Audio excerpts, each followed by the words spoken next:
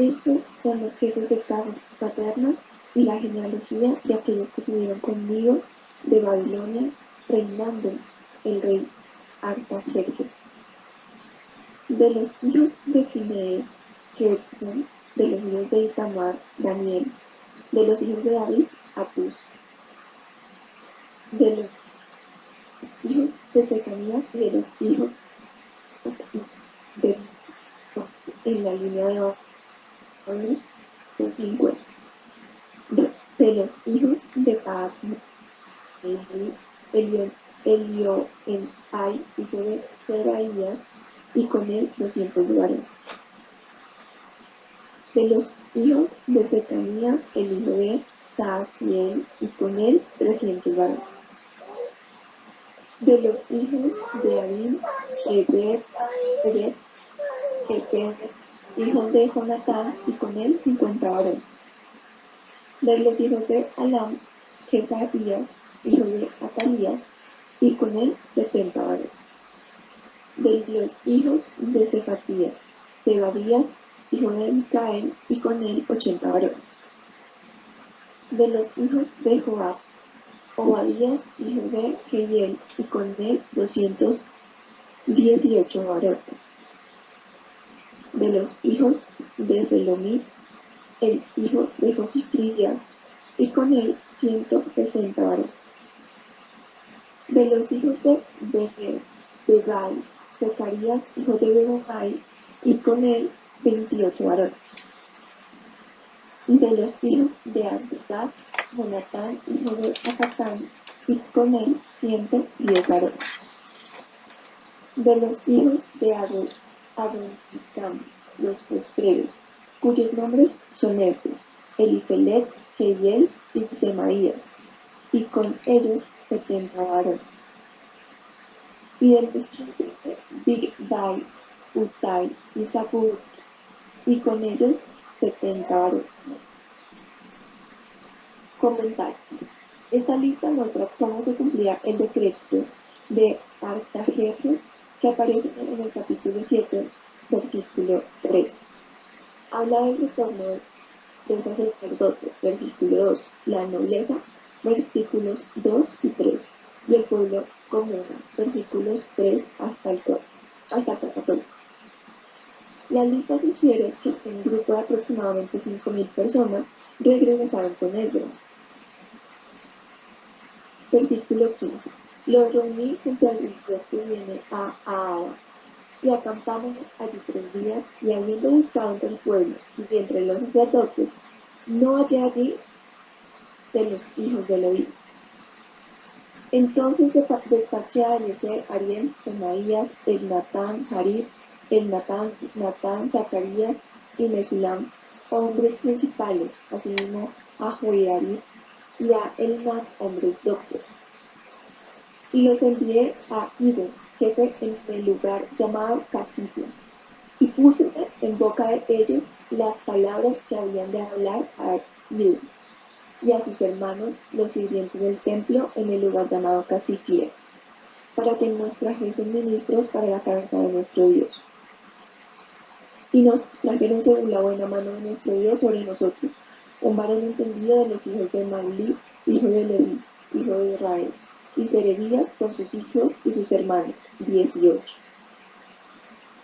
A Asabías, y con él a Jesaías de los hijos de Merari, a sus hermanos, a sus hijos 20. Y de los sirvientes del templo, a quienes David con los príncipes puso para el ministerio de los levitas, 220 sirvientes del templo, todos los cuales fueron designados por sus nombres. Comentario. Antes de partir, Esdras hizo acampar 3 días al contingente para poderlo inspeccionar. Los levitas ausentes eran necesarios para desempeñar las labores sacerdotales durante el viaje y en las celebraciones a realizar al llegar a Jerusalén.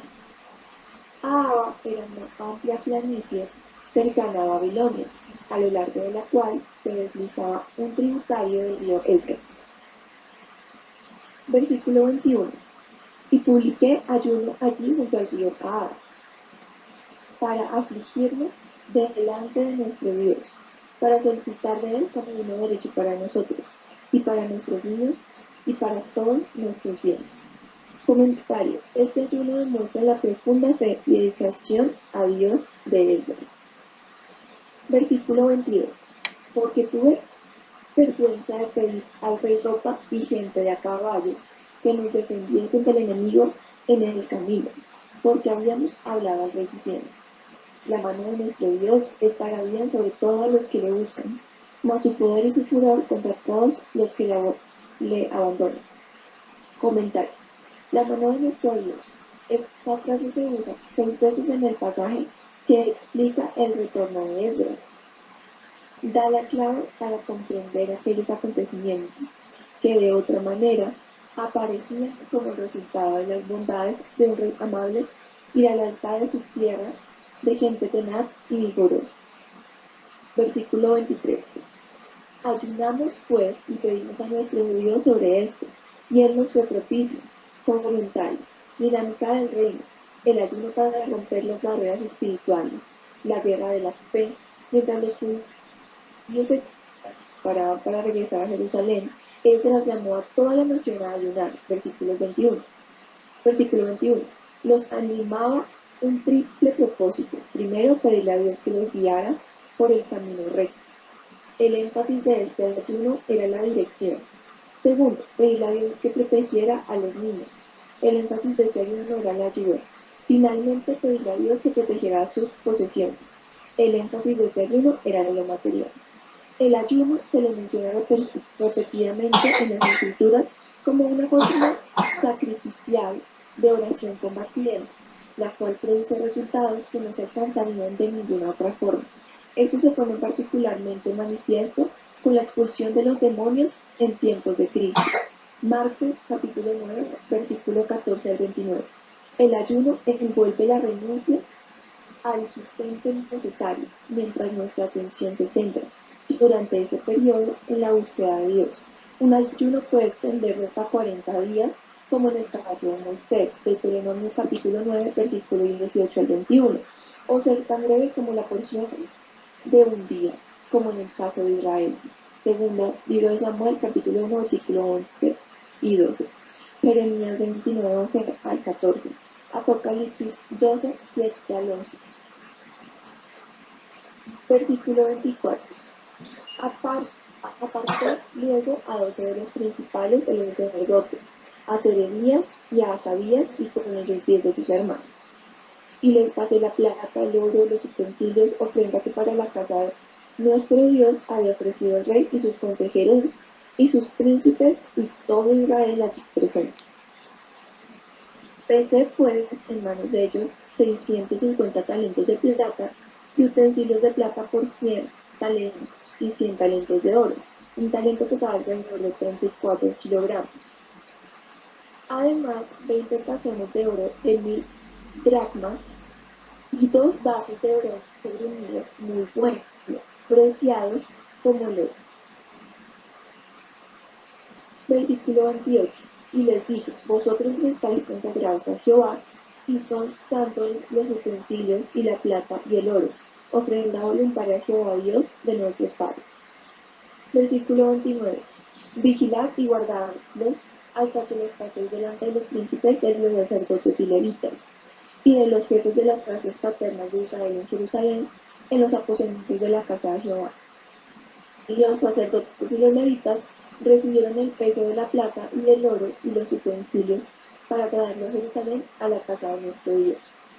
Y partimos del río Ahava el 12 del mes primero para ir a Jerusalén, y la mano de nuestro Dios estaba sobre nosotros, y nos libró de mano del enemigo y del acechador en el camino. Versículo 32. Y llegamos a Jerusalén y reposamos allí 3 días.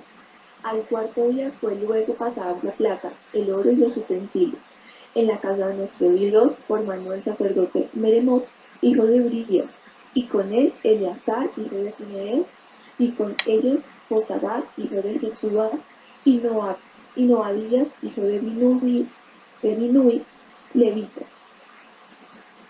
Por 50 y por peso se entregó todo. y se apuntó todo aquel peso en aquel tiempo.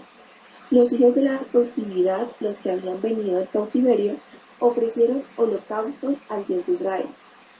12 becerros por todo Israel, 96 carneros, 77 corderos y 12 machos cabríos por expiación, todo en el holocausto a Jehová.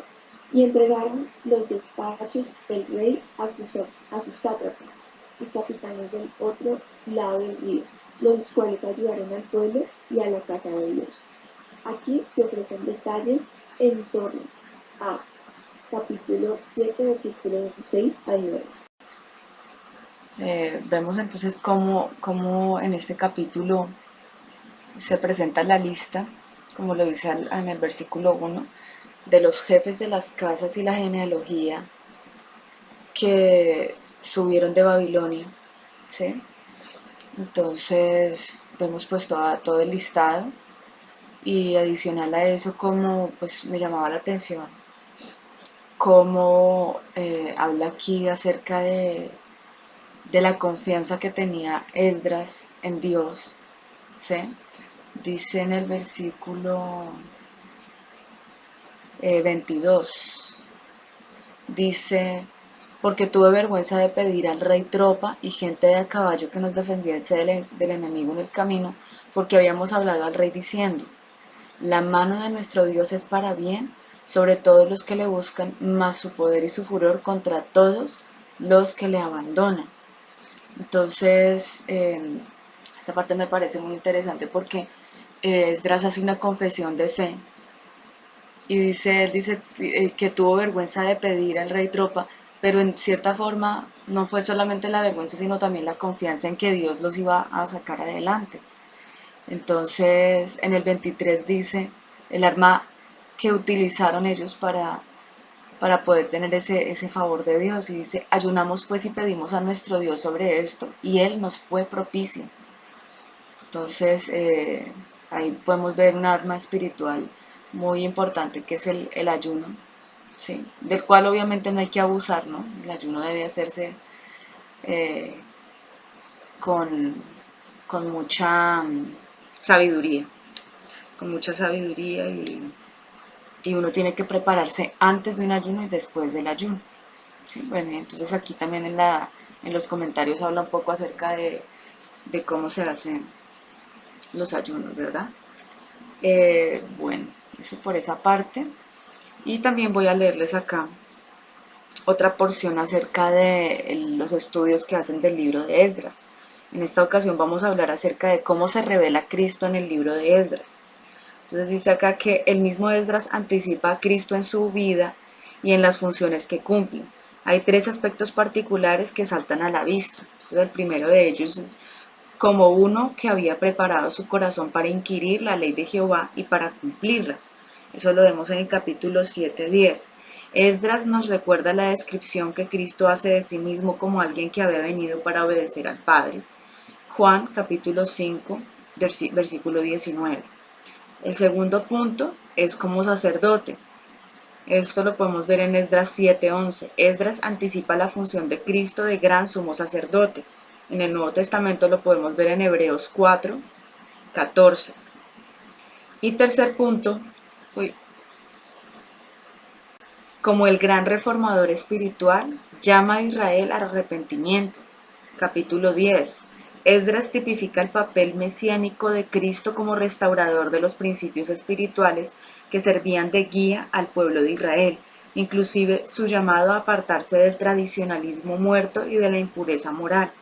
Vemos esas referencias del Señor en Mateo 11:20 y 24, 11:20 al 24 y capítulo 23 de Mateo.